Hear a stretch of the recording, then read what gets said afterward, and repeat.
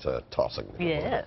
All right, thousands are going to learn peace through compassion today. Their teacher, none other than the Dalai Lama. Sarah is live outside the Comcast Center Arena where the special lecture is about to start. Good morning.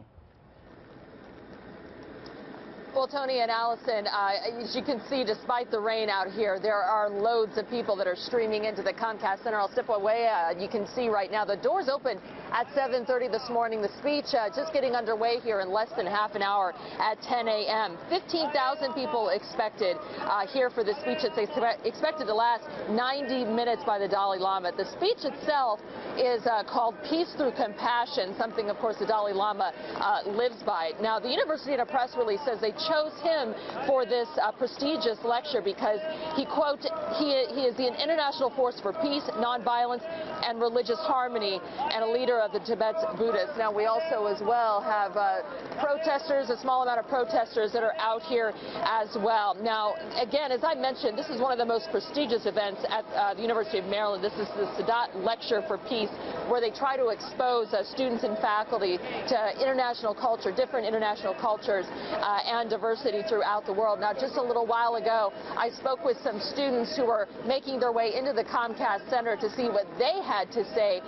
about the speech coming up this morning. Take a listen.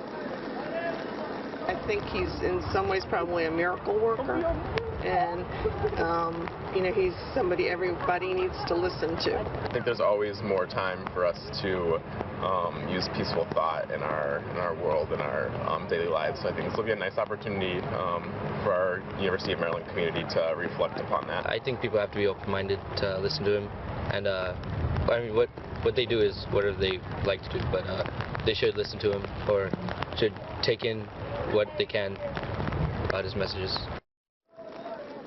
Now, as I mentioned, you can hear the protesters out back here as well, basically protesting. They don't want the Dalai Lama to mix religion and politics.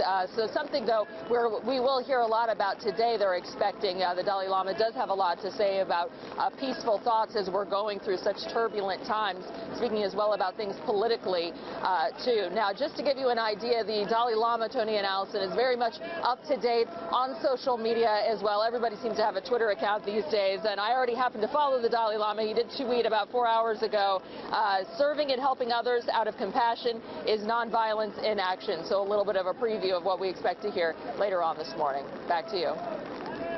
All right, Sarah, thank you very much.